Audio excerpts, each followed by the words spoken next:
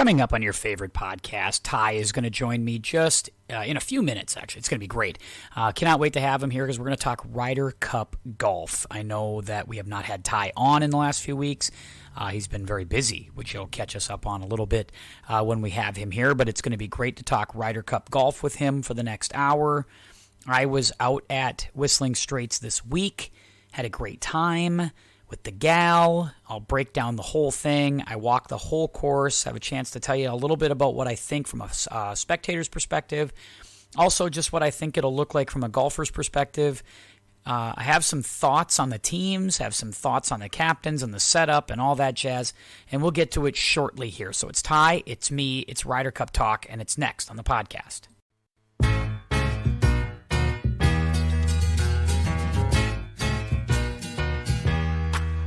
Welcome back. Your dreams were your ticket out. Hey, it's the Tim Anderson Podcast. I'm Tim Anderson, and that over there is my buddy Ty, my main man Tyus. Hello. Hey, Tim, it's been too long, but what a joyous occasion to come together to talk. I'm sure it's no spoiler for anyone. We're going to be talking Ryder Cup golf, and that's pretty much it, and that's a good place to be. What do you mean? We're not talking about the RSM Classic? No, that's in a couple months. Sorry. Yeah, we won't be getting into that or whatever else was in the fall season, although good for Max Homa to get a win to start the new season. Off and running, Max Homa winning in Southern California. I won money off that last week, so that was sweet. Every year, I pull up my ESPN app, and I realize that they're playing that quickly after the season ends, and I get the stark reminder that there is no off season in golf. It is just wild. It's 11 people days. Show up to play. Yeah, people show up to play. You know, you'd think more players would take a couple weeks off, but nope. Rahm was there. I mean, it could be a tune-up for the Ryder Cup, but people show up to that Napa tournament every year. They do. They do turn up to that, which I think has a little bit more to do with corporate stuff, don't you think? Like just guys who have corporate obligations. Of course, hanging out in wine country, it's probably a good make good for the gal if you're on tour to go hang out in Napa Valley for a week or so. I'm sure they don't mind that either. Yeah, I was just going to say it's got to have something to do with the fact that it's Napa Valley in September. And yeah, you're going to tell your gal, hey, pack your bags, we're going to Napa Valley. And by the way, I'm going to play a couple rounds of golf while we're out there. Maybe 4. Maybe I'll miss the cut, maybe not, or maybe I'll take home a fat check like Max Homa did. That's the one thing I will say about the fall season is like it's nice, it's good. I do wish, and I love golf every week. I do love golf every week. Don't get me wrong. I love that there's something to watch. And that 6-week break that they take in November is a little bit of a show hole for me. Like there's nothing for me to watch. Like I look forward to the weekday thing. I don't know. Maybe that's just me. I get over it with football. That's true. When you have football on Sundays, that's nice. And college on Saturdays helps. That does help. You're right. They could stand to take a month off and then get back into it. I wouldn't object to that. And, you know, it's okay to miss it a little bit. I kind of agree with that, too. But there you go. All right. We haven't had a chance to get together here in a couple of weeks because you have been very busy. Fatherhood yet again. Is this 3? This is 3, so now we got boy, girl, girl. We had a little girl, Kennedy, a week ago, Sunday. What a great name. Yeah. Let me ask you, so Kennedy is a week old. Mom's doing well. That's fantastic. Let me ask you this, because I'm obviously I'm not a father. All right, no kids. Easier for the 3rd time, or is it getting harder? Way easier. The 3rd one, you're pretty much just in survival mode. You know, keep the kid alive, keep the diapers changed every so often. You mean the first one? Don't stress yourself. You said about the first one? Thing. The first one, you're so excited about everything, and everything's so new that it's. The second one was a little bit, you know, we got to do this again. But now it's like we feel like we're pros. So that could change once the sleep schedule gets a little bit, you know, interrupted. A lot of people say, well, you must not be sleeping right now, but babies sleep all the time. I'm reminded every time, you know it going into it. You tell yourself babies sleep all the time. and then you're still shocked that that baby sleeps all the time. So we're getting good sleep right now, but that will change. That will. So what changes? I not that I need to know this, but I like to know what changes.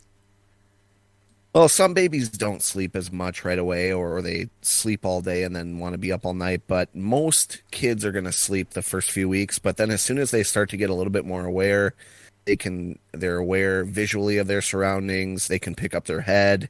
They can move their arms. They know what they're doing a little bit. Then they start not wanting to go to bed. And then it's, walking the kid around in your arms for an hour to get them to go to sleep, only for them to wake up 45 minutes later and have to do it again. So you're kind of at the mercy of when they choose to sleep. But again, babies usually are going to sleep like 21 hours a day. So chances are you're not going to be up a whole lot at night. You might be up a couple times, but it's short-lived. Right now, she eats and goes right back to sleep. And I think that's fairly common. But yeah, there'll come a time, and really you sometimes battle that all the way until they're 2 years old, laying in their bed, laying on the ground with your arm through the slots of their crib, holding their hand, because they will only sleep if you're holding their hand. Lots of things like that. So it's it could get rough, but in general, a lot of people have told me the third one, you're just pretty good at stuff by then. Do you guys have defined roles at this point? Like, is there certain things that fall under Kayla's purview or certain things that fall under your purview? Kind of, how does this work? Like, are you on diaper detail? Are you on 2 a.m. feeding detail? How do you divvy up the responsibilities at this stage? Well, we came upon the conclusion that Kayla's going to do the breastfeeding this time around. So she's stuck with that. I did the first two, and yeah, no, I'm just kidding. But no, she might disagree. I'm probably gonna hear about this later, but we tend to try to switch off. It's kind of a every other diaper thing if we're awake, but it's difficult for the woman unless she really wants to draw the man in, because again, I'm gonna get in trouble for all of this. Here we go, right down misogyny road here. Here we go. It's coming. We're going right down it, but that's fine. When a woman's breastfeeding, they have to wake up anyway. So a lot of times, I'm lucky enough, my wife will not wake me up. She usually will just wake me up if she's been up a couple hours and take my hand and say, "You're in." You're kind of thing. But the old hot tag in wrestling, right there. That's what that is. A friend of mine had a philosophy when he was having kids, like, "Hey, just get the kid to age 5, and I'll take it from there." You ever thought about pitching that? See it how she would handle that one. It's an interesting concept. Yeah, we'll. You'd be in on that, wouldn't you? Wouldn't you be in on that? Like, you do all the fun stuff of fatherhood, age 0 to 5, but everything else, like she does, and then it's the hot tag at age 5. Like, you're in now for all the extracurricular activities, all the parent conferences, everything after that. Yeah, being a dad is a little bit anticlimactic, especially with a boy for the first one, because you're thinking it's going to be baseball all the time, and they're going to want to play hockey and watch sports with you, and then they're into Coco Melon and things of that nature. So, but now that Bradley's 6, he does love to play sports. He likes a couple other things too, but yeah, like I said, it just takes a few years before that really happens. So he's got a set of clubs, yeah? Go and have a catch kind of thing. What was that? He has a set of clubs, doesn't he? He does. He's a lefty. Lefty. But he more so likes to drive the car, which I know you're not a big fan of kids driving the car. Not a big fan of that yet, I got to tell you, Ty. We're pretty careful. We just let him use the gas, so no big deal. Oh, good. Yeah, who needs brakes? Yeah, who needs to stop it? This is You are a disgrace. You are everything that's wrong with public golf right now. No, I'm just kidding. No. Oh, I know. No. I think that's great. I want to hear all about your Ryder Cup experience, but I do want to say I've played golf a couple times in the last couple weeks, surprisingly. I was in a tournament on Friday, and this is not cocking myself up. It's the best golf I've ever played in my life. Played in a charity tournament at Greenhaven. Okay. And played with 3 guys that were okay. They were probably, mid 15s, low 20s handicap, and we ended up shooting 14 under, which is pretty good. All right. 15. But I mean, with a scramble, most people can chip in a scramble. Yeah, and you'd have to absolutely. be pretty poor not to chip in at all in a scramble. Absolutely. And I played lights out. I drove the eyes off the ball, as you would say. I don't know. It's on the front. It's one of the earlier holes. It's a dogleg right. We had the cart told us 330 to the front, That's 2. and I drove it 7 feet from the pin, and I made the eagle putt. So little natural eagle there, which was fun. Hole number 4, which is the par, or no, 3, which is the par 5, right? No, 3, it goes, so there's a long 4 to open pretty straight ahead, kind of a handshake 4. And then there's that short 4, which I think you're talking about, which is 330 with a hard dog leg to the right. And then there's a par 3 third that goes a little down the hill, about $160. Yep. 4 is the par 5 that loops all the way around the water. It reminds me of Bay Hill, right? That par 5 at Bay Hill where it's just a loop around the water. You can go the long way, or you can try to cut as much of it off as you can. Yep. So I roll up to the third hole. We started on 8. Roll up to the third hole, and the sponsor at the hole said, "How you playing?" And I just said, "Really well." And stuck it to about 4 feet on that. We made the putt, and then we get to 4, the par 5 around the water that everyone knows. If you've ever driven on Highway 10 going west, you look to the right and you see that big pond and that par 5 that wraps around the pond. That hole is my arch nemesis, but we had a pretty good drive from our group. I did go last in that scenario. And for the first time in my life, I've never even tried. I took on the furthest part of the water, which was left of the 150 marker. Yeah, it's a bomb to get there. And I gave it everything I had. We figured to the 150 marker, or we zapped to the 150 marker. It was 315 carry. So left of that was a little bit longer than that.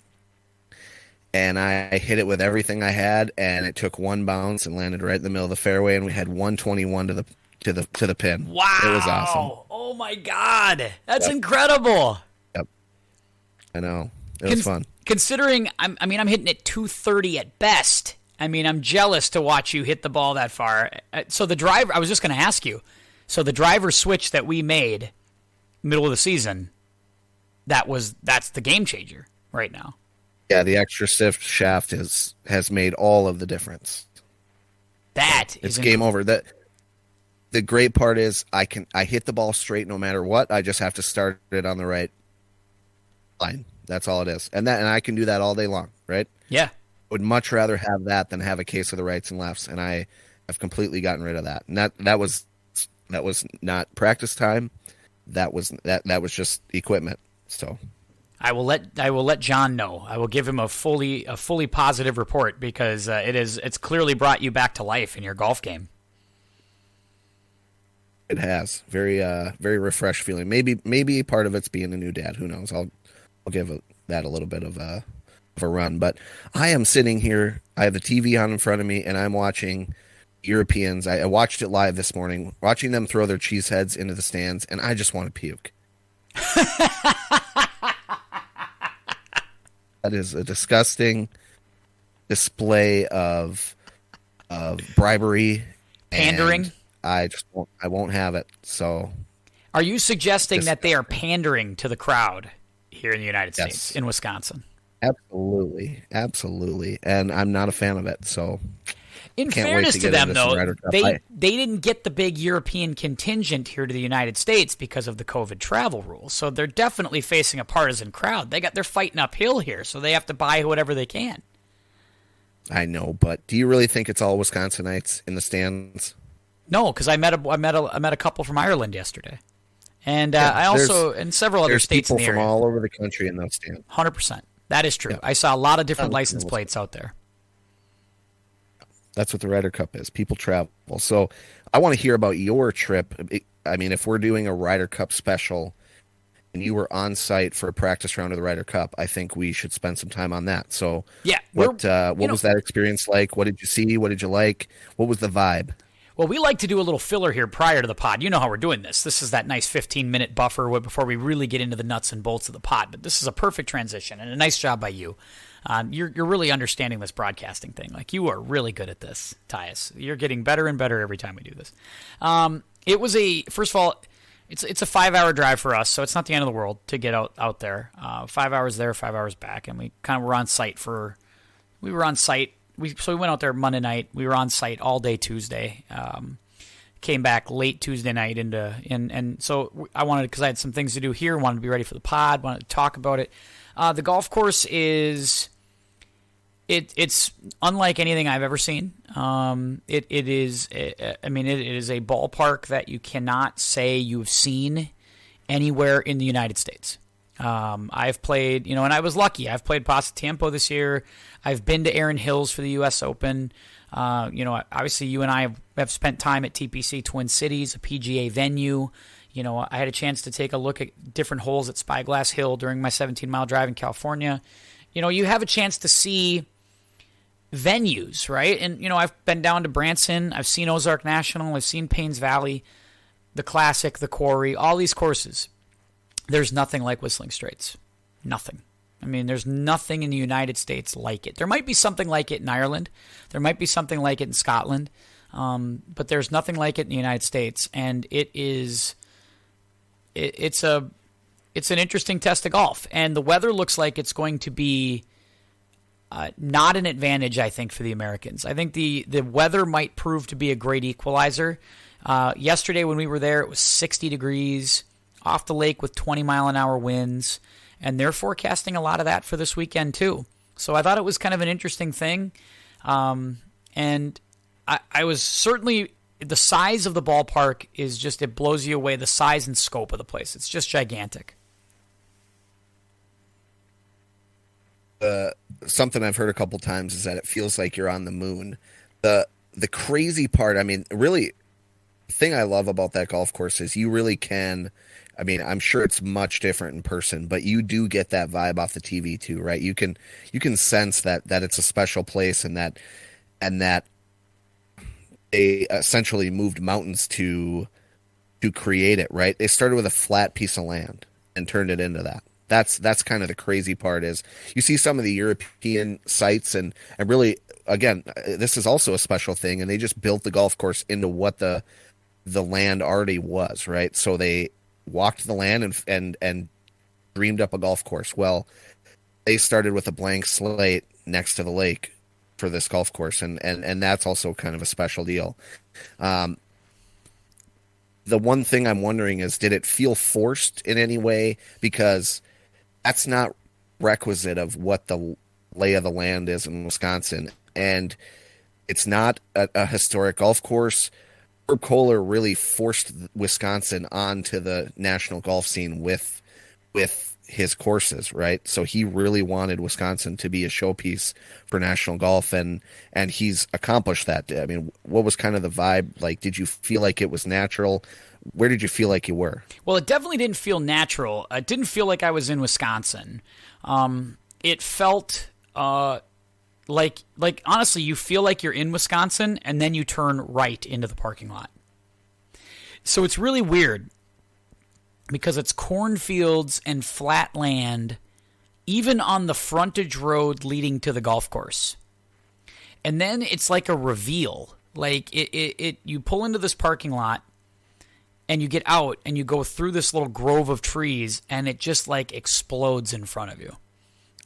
It's not like when you pull up to, a golf course where we go, right? When we go see, even at TPC Twin Cities, or we go up to the Quarry or Giants Ridge, what you see is sort of what you get, right? You see a lot of hills by the Quarry at Giants Ridge. You see a lot of that sort of thing, right? And you see a lot of that, like when I went and played Top of the Rock, it looked exactly like Top of the Rock felt like it belonged in the area. Like it made sense because there were hills and there were lakes and everything that you thought made sense was there.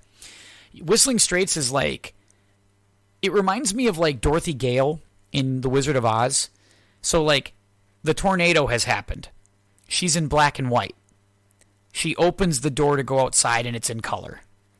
And it's Munchkin Land, right? It's the land of Oz.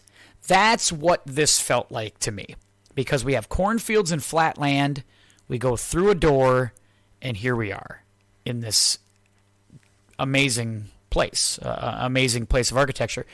So there are great pros to the golf course, tons of pros, and also some cons. And I think those things are going to manifest themselves as the week plays out. But I will tell you, it's a destination. When you show up there, you're like, wow, it's something. There are holes there that give you that take your breath away, especially on the lake. Like you go to 12, 15, or 12, 17. Then there's 13, I think. That little stretch, and then 8's on the lake as well. 7's on the lake. Those are great golf holes, man. They're really something. For those who have not been to Whistling Straits, I have not been to Whistling Straits, but if you're wondering, is it a private, is it public? It is a public golf course. I don't think they have the structure of a private golf course that people would. There wouldn't be the access for the membership groups, but it's a public golf course. For those wondering, it's about $410 to play.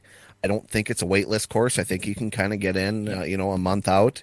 Again, $410 for the green fee, $50-$60 for a caddy, and recommended tip $50 for the caddy. So start saving your money, or just win your fantasy football league, and you too can play where the pros play. There are 4 courses obviously in Kohler, and all 4 of them I think are ranked in the Golf Digest Top 100 of public courses that just came out in this issue this week.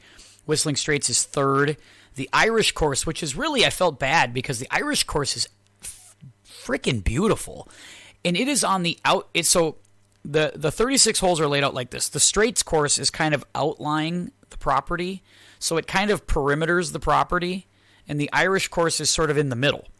And so the Irish course right now is basically just like where some hospitality tents are set up and where some TV towers are set up, and it's serving as sort of a walkway on some areas they're using a lot of their cart paths to help people get around.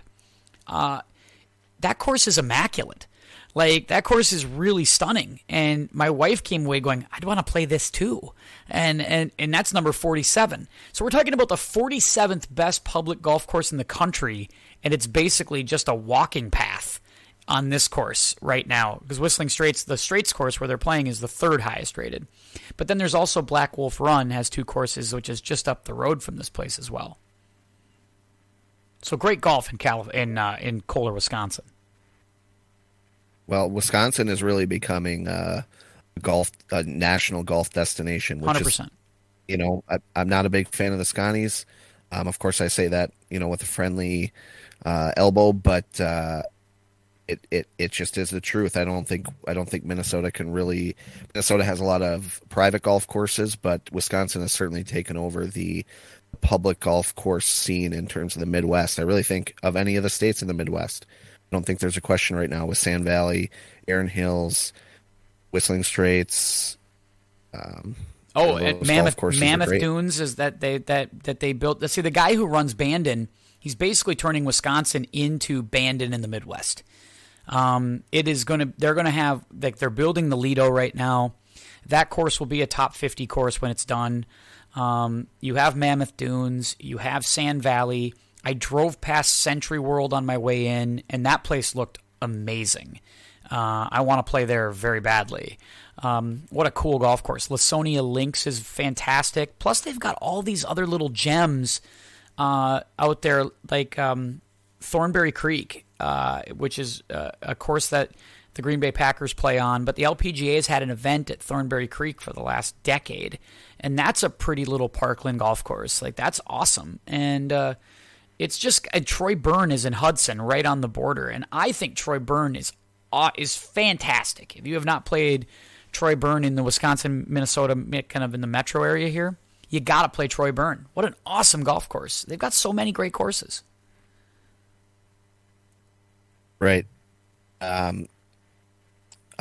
It makes me jealous just thinking about all these great golf courses they have out there. Like I said, you got to save your money a little bit, but the one thing I've learned, especially this year, no question, you pay for what you get. No there question. is, I do not think that, when you play a golf course that's 4 times the price, $400 versus $100, it's 100 times nicer, or it's 10 times nicer. It's not It's not twice as, I mean, you come away appreciating what you just played and what the money and the thought and the everyday work that goes into keeping that golf course a $400 golf course. So I'm a big proponent of that. And again, it's not an everyday thing.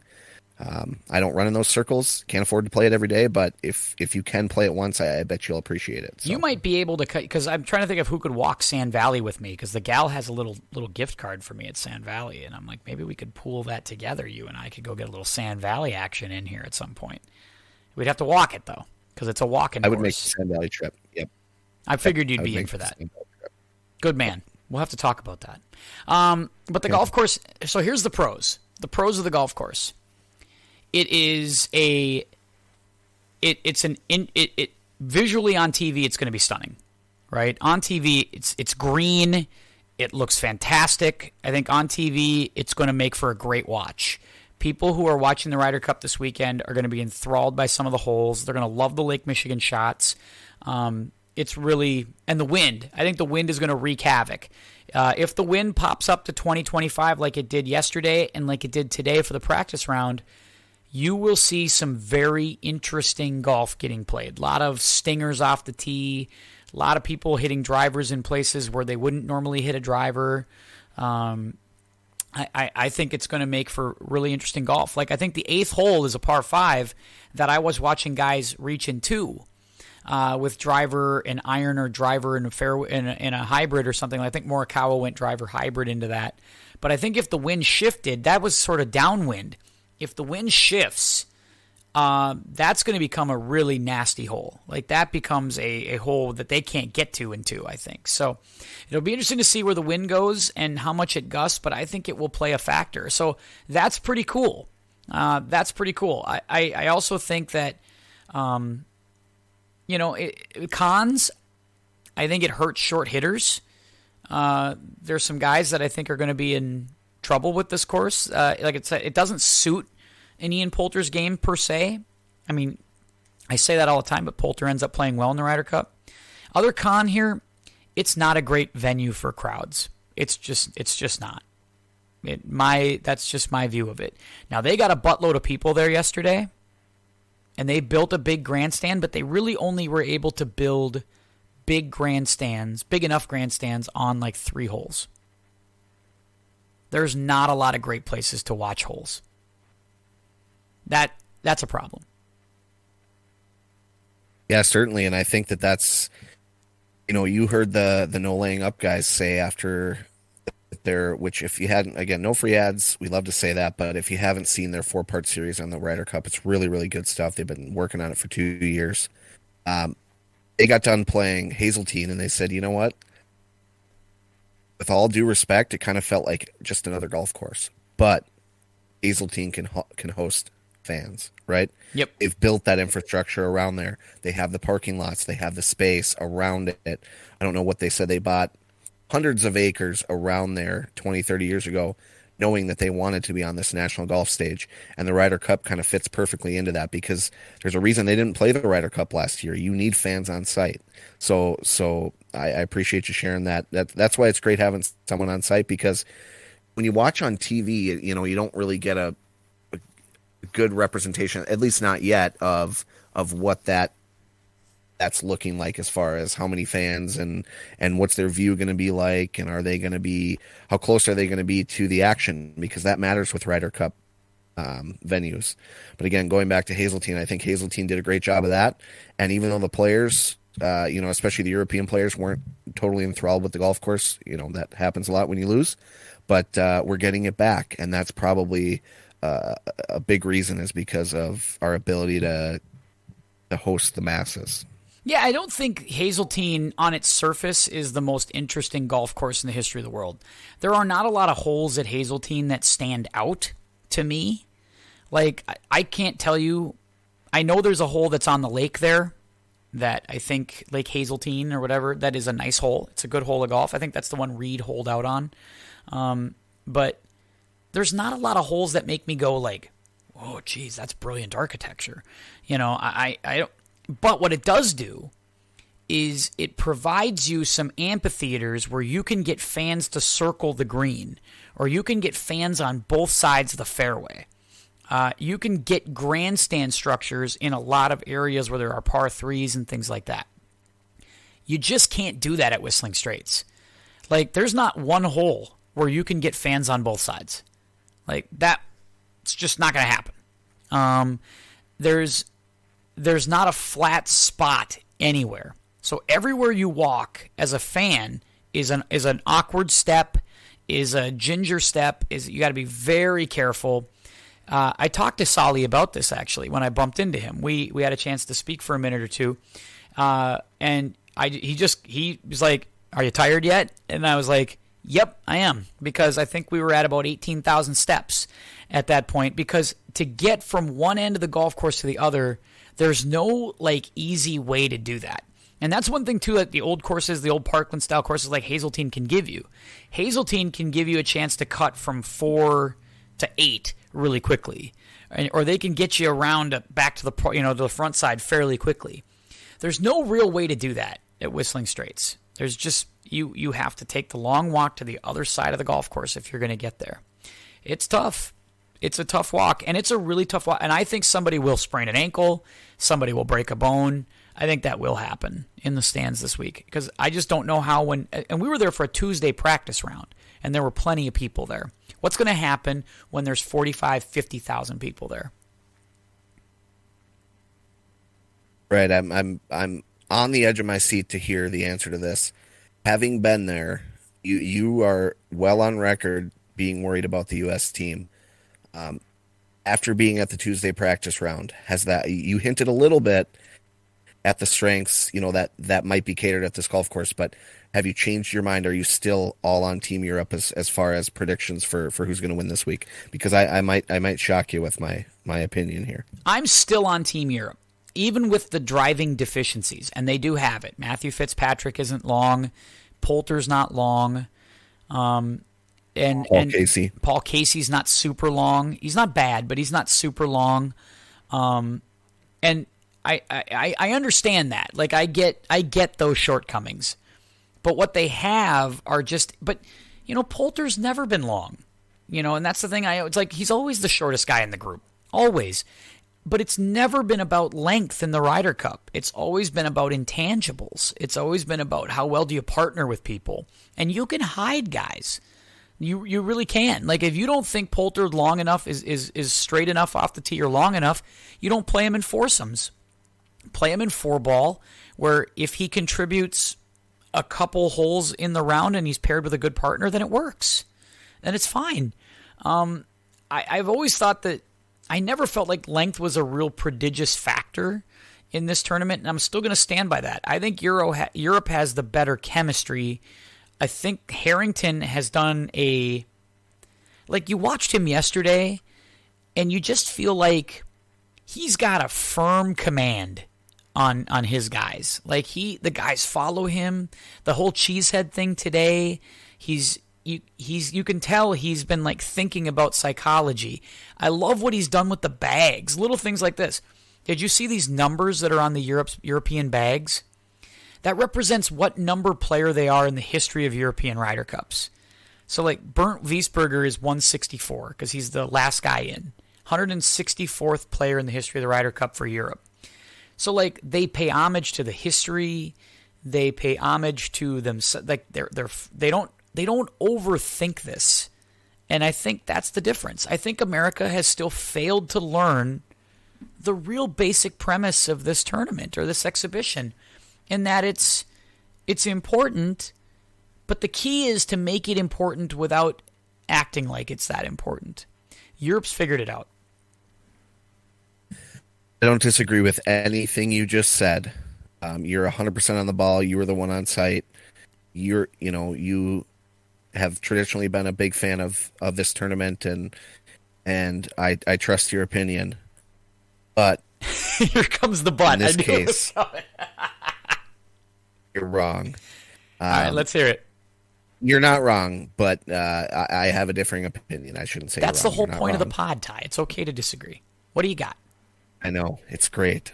This is the end of an era for Europe. They have hung on to these traditions too long. I do agree that the U.S. has not quite, they haven't quite figured out the team thing, right? Where the Europeans have a lot of pride in this tournament, and that goes a long way.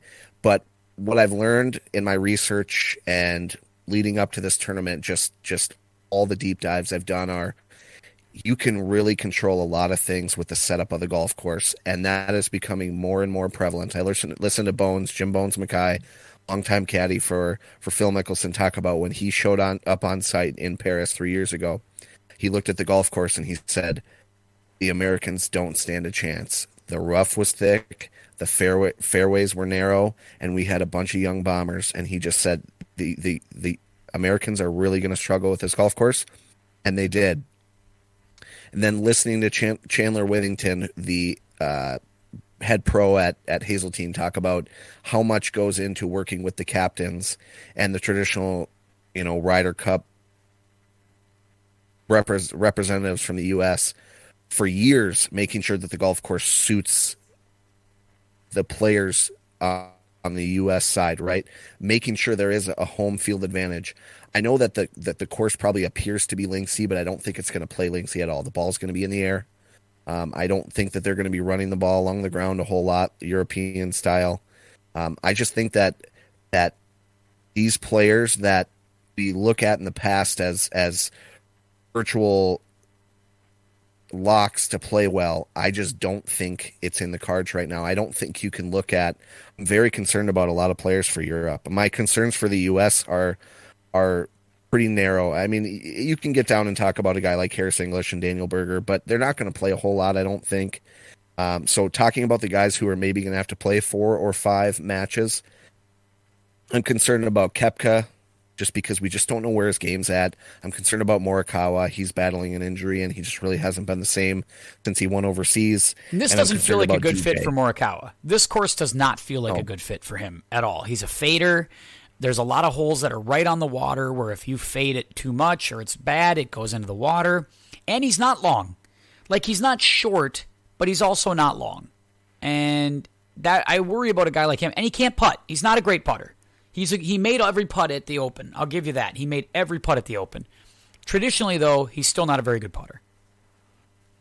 Yeah, I'm also concerned about Dustin Johnson. On a lighter note, it's possible he could be seeing ghosts here. I do have to ask you a question. Did you find your way standing in any bunkers along the 18th fairway?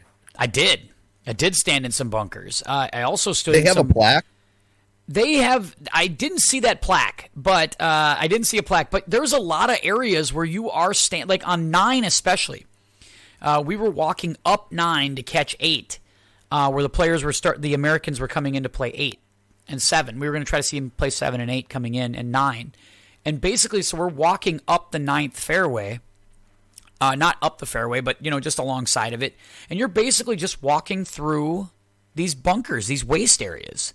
And so that's the thing. When these players get there, there's going to be footprints, there's going to be tracks and everything into these bunkers. And they're going to hit into some of these. Like, there's no doubt about that in my mind. So this is where, again, it's going to be really challenging for fans. It's going to be really challenging for the players. It's a lot like, I think, I want to say who was the one who said it this morning, if it was Morikawa or if whatever, it reminded him of Kiowa. That it feels a lot like Kiowa, and it's not a surprise. Pete Dye designed that course as well. But I think guys who played well at Kiowa may not be bad guys to look at here, but the guy who played the best at Kiowa was an assistant captain. Yeah, I agree. Yeah, exactly. I was going to say, was it Phil Mickelson? Probably not. Here's a list of guys I'm concerned about on the European side. You tell me what you think. Sure. I'm concerned about Paul Casey. I think that he played okay this year. Showed up at times, but I'm concerned that he's past his prime. I'm concerned about Tommy Fleetwood. I honestly don't know how he ended up on this team. I don't think he's been playing good golf. I don't think the course suits him, and I just don't think there's a whole lot going for him. I'm concerned about Sergio Garcia. A lot of people are going to say this is where you can count on Sergio to show up, but I also thought Sergio would show up at the Masters and the U.S. Open, and he didn't. He was pretty much non-present in the majors this year. I'm concerned about Rory for obvious reasons. Rory he's a good Ryder Cup player, but if you look at his record, he's won less than half of his matches, right? If you count halves and losses, he's won less than half. So I don't think he's a guy you can look at and say mark him down for 4 points. I don't think that's fair. Concerned about Lowry. What has he done since he won in Ireland? I don't know exactly what they were thinking there. Ian Poulter, again, a guy who he could show up and play great. He's traditionally great in these scenarios, but he may be past his prime. Tyrrell Hatton just has not shown me anything over here. And guess where we are? We're in the US of A. And then lastly, I'm concerned about Lee Westwood. Similar to Ian Poulter and Paul Casey, I just think maybe a little bit past their prime. And if they don't get hot, they could really fade quickly. And those are, I didn't talk about Bernd Wiesberger, right? Because I don't think Bernd Wiesberger is going to play a whole lot of matches. I'm talking about guys that are going to have to play well, and I have a lot of concerns. I see maybe 3 or 4 names out of 12 that are going to be in 2 years on that European Ryder Cup team if this team loses. Right there, I do honestly think this is the end of an era.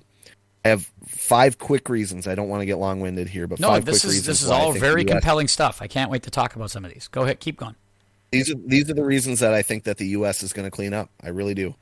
It's a Bombers venue. I think it's going to be bomb and gouge. The setup is going to, even if you haven't seen it, you just know that a lot goes in to winning these Ryder Cups, and the home field advantage is forced and made. They will make it a home field advantage. I'm going to call this youthful exuberance. This U.S. team is young, but they're not too young, right? I was shocked today when I saw that Dustin Johnson's 37 years old. That blows my mind. He's the oldest player on the team. If you don't know that, I know you do, but we're on U.S. soil. There's not going to be a ton of European fans. There will be some. The European fans that live stateside, or it's not impossible to get to the U.S., so there will be some. I've alluded to number 4. The European team, I think, is washed, and that's just an opinion. And luckily, come Sunday night, we're going to know the answer to that. And number 5 is one that might catch you off guard. It's no Phil or Tiger. I think that has probably played a lot into the lack of a team feeling when you have someone in the room who's really bigger than the team. It's hard for a team to rally around that and come together and really feel like they're an equal when Tiger and Phil are in the room. I think the lack of Tiger and Phil, if you look at the eldest person in the room, most accomplished person, you're going to look at Dustin Johnson. He's not really the ego that's going to intimidate any of these young guys. I really think that these guys are going to play well. And again, they're not the youngest guy. I think is Morikawa, who's 23 or 24. So, or Scheffler maybe, but this team is going to be ready to go. I don't think they're going to have to lean on guys like Daniel Berger, Harris English, but those other, a guy like Scotty Scheffler might have to play a lot because he's probably going to be paired with Bryson DeChambeau. So a lot's going to depend on that, but I just think there's more questions on the European side, which is going to surprise a lot of people. I think a lot of people would have a varying opinion to that, but I think the U.S. is going to roll. Here's where I do agree with you on a couple of things. First of all, I do think the challenge for the Europeans is going to be stamina. You do have some guys that are a little older, and it is a tough walk. It's a really tough walk, and they are doing that walk now every day, but you even saw it. I saw it a little bit today on the live from coverage. The walk from the putting green to the first tee is uphill and over a bridge and across this way, and it's just a lot. It's a lot of steps. It's a lot of walking. It's a lot of uneven lies. It's a lot of standing, against the side hill. It's a lot of that. It really is. And I don't know how much that favors a 48-year-old Lee Westwood. Although I saw Helen walking and doing markings yesterday, and I got to tell you, he is marrying up. That guy, she's a beautiful woman in person. Good God Almighty! I looked at my wife and I said, "Hey, I think that's Westwood's wife." And she's like, "Oh, really? Who's?" I'm like, "Yeah, just we don't need to talk about it, but let's just say that she's right there." And yeah, she was good looking. Good Lord. Anyway, but you have Westwood at 48. Serge is in his 40s. You have Poulter in his 40s. Casey's in his 40s. Stamina's a thing. I don't dispute that at all. Especially now that I've walked it, I can tell you I'm 40, I'm tired. And I only did it once. So I can't imagine what it's like for those guys every day out there doing it. They're great athletes and they're used to walking, so I think they can handle it. But is there a chance that on late Saturday, with the pressure and the concentration of a 36-hole day on a Saturday, that somebody like Poulter could feel a little tired?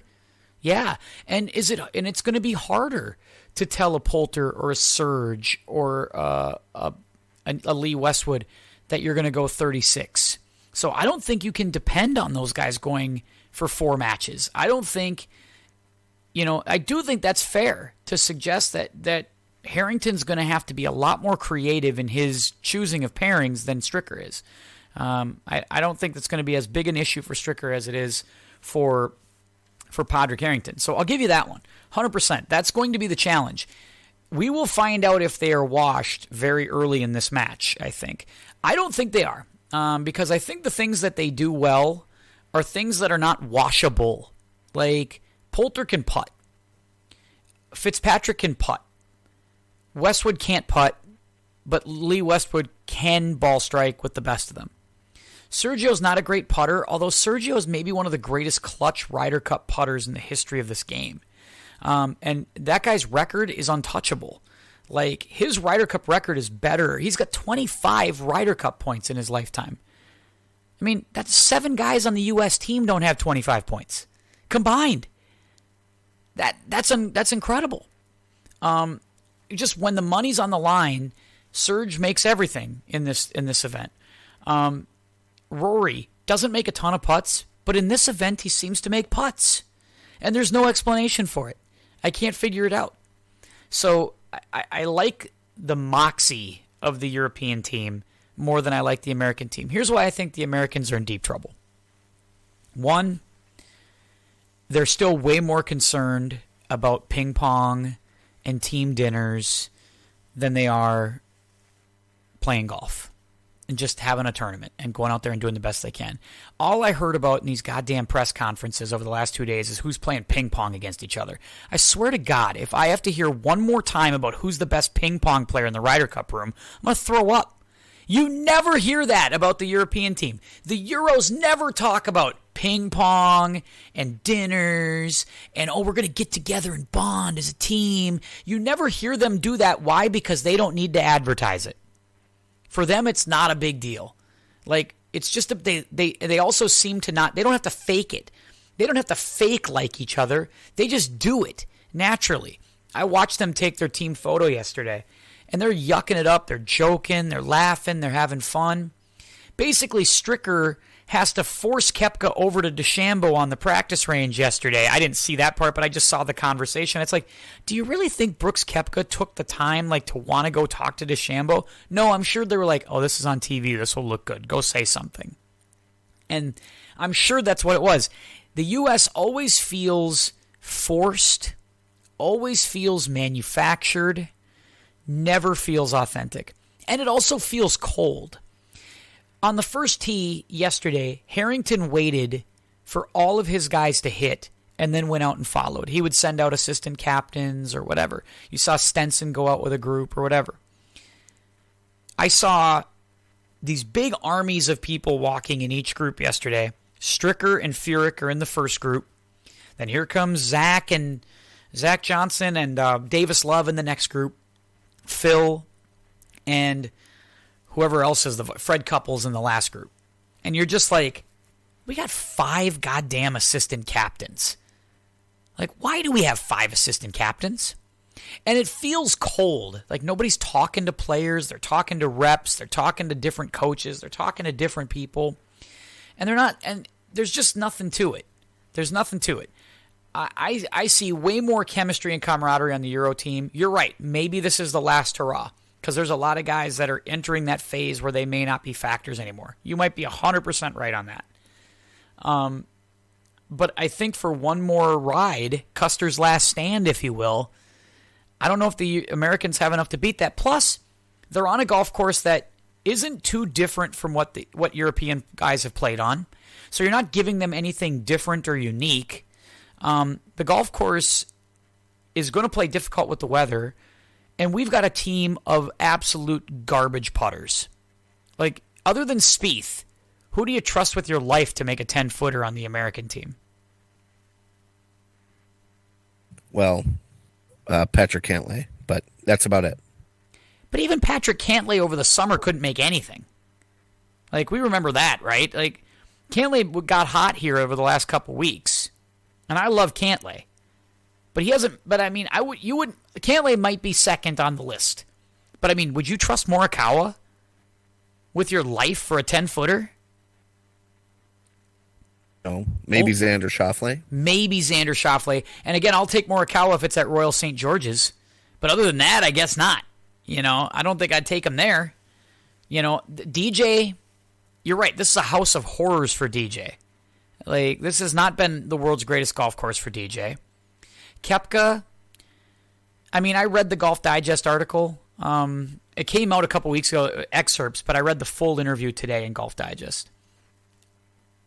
You can tell this isn't his bag. Like, he just doesn't want to, he could take or leave this event. Totally could. So that's a problem. I think the Bryson DeChambeau thing, it's like, yeah, we can put it aside for the weekend. Can they?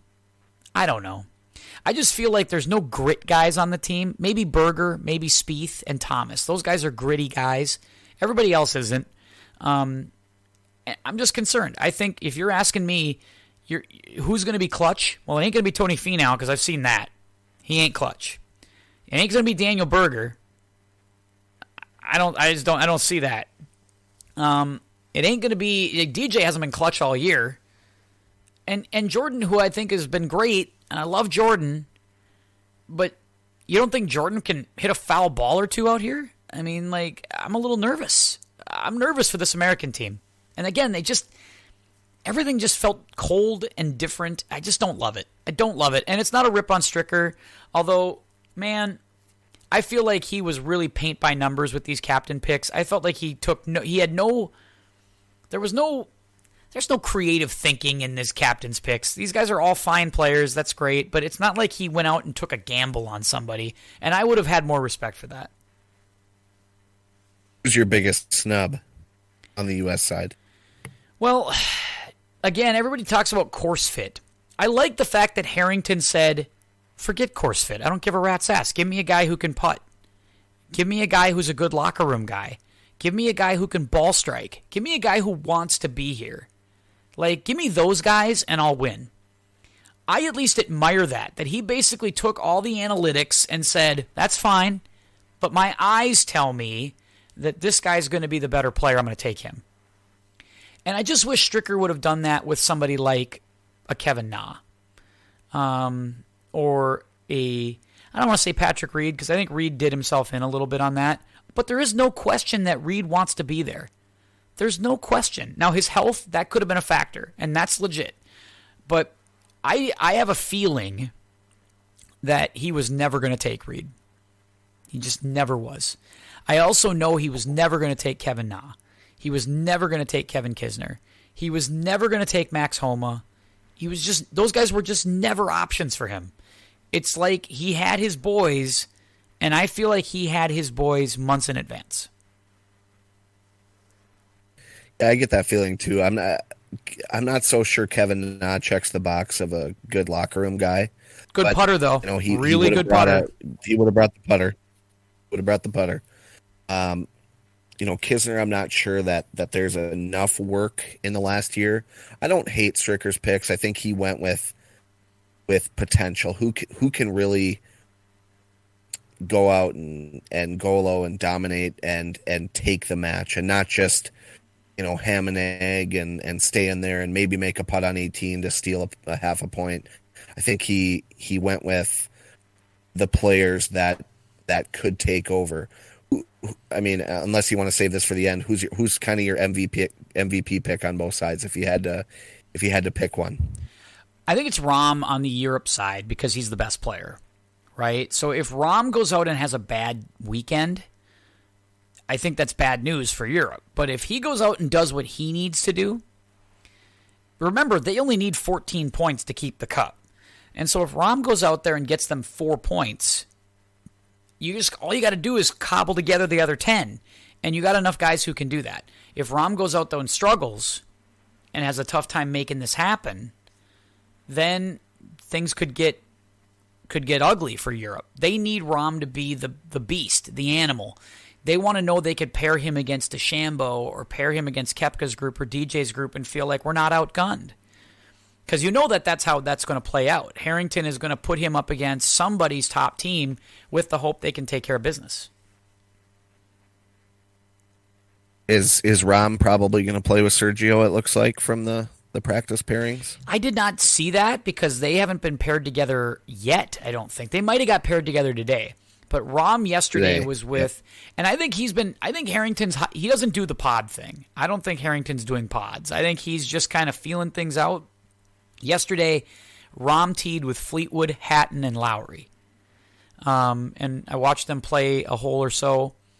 And, the interesting thing is, I wouldn't be surprised if Casey and Poulter are paired together. That wouldn't surprise me at all. I think there's a really good chance that we see Hatton get paired with somebody like Fitzpatrick because they can kind of help each other out. Hatton's long enough to maybe offset Fitzpatrick's length, especially in a foursomes or an alternate shot, where you can use Fitzpatrick's putter and his iron game successfully. I think that could be an interesting pairing. Rory, I think, could be a good partner with anybody, but like they paired him with Thomas Pieters at Hazeltine, and that worked out really well. There's a good chance that maybe they say, Bernd Wiesberger, you play with Rory. I wouldn't be surprised if that's the order that they go in because you get a chance to get a younger guy in the game, and they might need Bernd Wiesberger to play 3 to 4 matches. And if that's the case, you need to have a partner that you feel good with putting him with. Like, you're not going to pair Wiesberger with Victor Hovland. You might pair Hovland with McIlroy. That might make sense too. But yeah, I don't think it's Serge and Rahm. I don't think that's a cinch. It's possible, but I don't see that as a guarantee. Yeah, I'm just reading the tea leaves from the practice rounds today. I will say that watching the first tee shot of the practice round today, a lot of guys watch their, I don't know exactly what one looks like, but they watch their tee ball for a long time. Concerns about Rahm and the stomach bug thing. It was a pretty quick tee pickup on one. Yeah, none. And that tells me he might be feeling pretty good this week, and that could be terminal to the U.S.'s chances, really, like you kind of alluded to. So I would certainly go with Rahm on the European side. I don't see anyone else stepping up. I'm sure the person they would love if Rahm's not the MVP on the European side would be Victor Hovland, because he's kind of the future guy there. Not really a glue guy or a rah-rah guy, but certainly a guy that Europe would love to look at in 2 years and say, oh, remember, when he got his 3 points last time around, he's a guy we can count on. And Hovland has some match play too. Hovland's played a lot of match play in the last few years with his time at Oklahoma State and the U.S. Amateur. Like, he's played a lot of high pressure, high leverage matches, and he's come out on top on a lot of them. Sure. On the U.S. side, I honestly think if the U.S. wins, it'll be Spieth or Justin Thomas. Right now, they're the face of the team. They pretty much, I'm sure, demand to play together. They love playing together. And I think that those two guys are going to play every match. I don't think, unless one gets really cold, I think that those guys are going to play together, and they're probably going to steal, hopefully, a lot of points for the U.S. and be kind of the face of the tournament. So I do agree with you. I think as those two go, and I think you're right, I don't think there's any question those two are being paired together. There's a chance that Spieth might go out with Scheffler because of the Texas thing or whatever, but I think he's going to listen to those two guys, and I think those two guys are going to go out.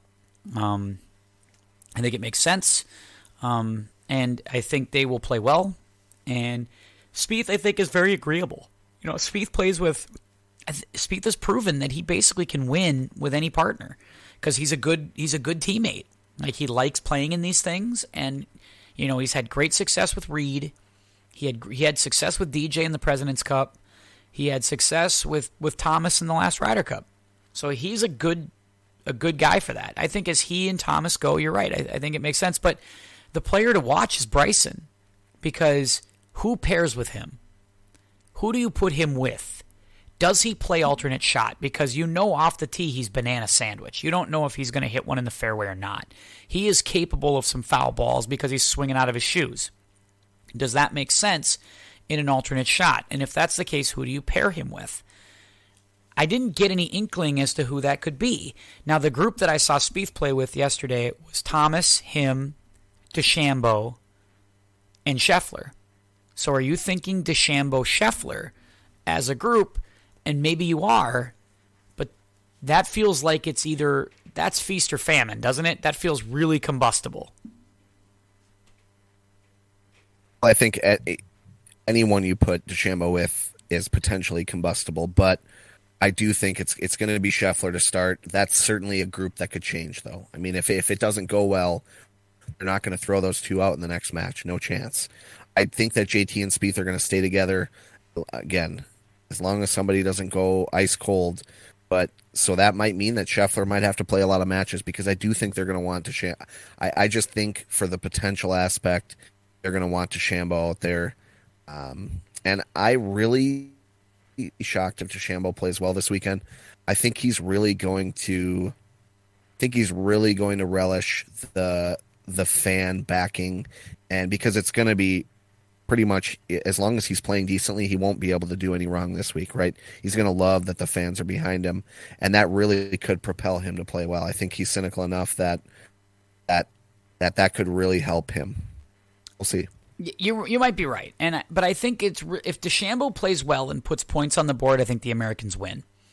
But you saw in Paris, like, they paired him with Tiger, they paired him with all these guys, and they couldn't get anything going with DeChambeau. And some of that was the course. Like, the course didn't set up for DeChambeau at all.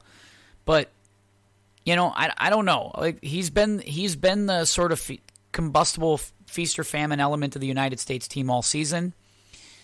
We'll see if that translates this weekend. But if he plays well, like if he's driving it in the fairway, the Americans I think you got to say they'd feel pretty good about that. And the other guy is DJ. If he comes back to life a little bit here and can be a leader and, have some grit in some of these matches, that'll be great. I haven't seen that from him, though, this year. I just haven't. Although I did like in the press conference, they asked him, why do you think Europe's winning so many Ryder Cups? They're just playing better than we are. I mean, it's not that hard to figure out. It's not rocket science. They've just played better.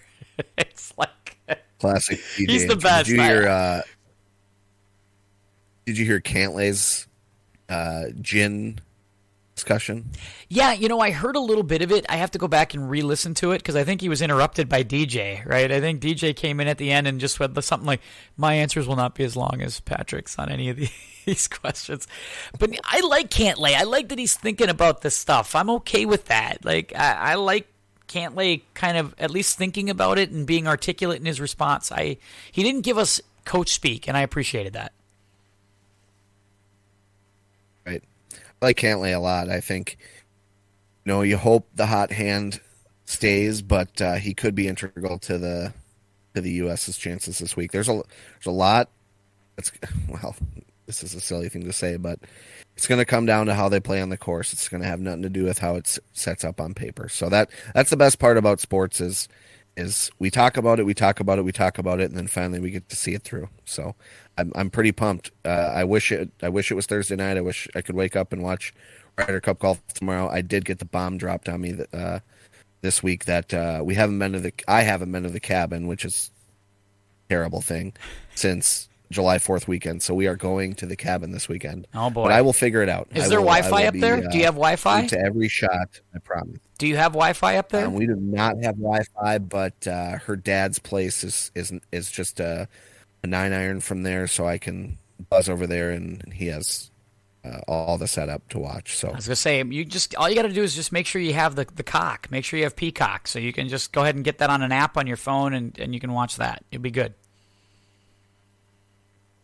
We'll make sure we're watching. Kayla knows it's a priority. It's a priority. Come on now. And then you and I are set up now for a long break on the golf podcast because we're not going to break down the RSM Classic or the Houston Open anytime soon. But here's what we will do. Maybe if anything crazy happens during this Ryder Cup, you and I should get back in here next week and break this down, talk about all things Ryder Cup next week. And then after that, we'll go into a little hiatus and only come out when I put the bat signal up for some stuff. Like if we hear Tiger wants to play in an event in the winter, we're going to get on the pod and we're going to talk about that. Same thing, if anything big pops up, we want to have that. So let's watch the Ryder Cup this week, Ty, and let's be prepared to chat about it maybe next week. Sounds good. I'll be here. My friend, happy third time through on the fatherhood thing. I hope it goes well. Continued success. Love to the wife, all that jazz. And we got to play a little golf before the season ends here. Sounds good. Love it. And once again, if you want to listen to the podcast anytime, I want to appreciate you sharing it out. Spotify, Apple Podcasts, all those places that we give podcasts. And I swear we're on every damn platform you could think of. So go find it, put it out there, share it, do all that jazz. Rate it 5 stars. And any podbean.com is where you can find our site. timpodcast.podbean.com, facebook.com/timpodcast. Send me an email at timpodcast1@yahoo.com if you have any questions that you'd like to share with the masses. I read anything that you send. You can find me on Instagram at Mr. Tim Anderson, on Twitter at Tim Anderson Pod. I think I got it all. I think I did it all in one breath or two. We made it from there. Until next time, for Ty, this is Tim saying keep your head up, and we'll see you.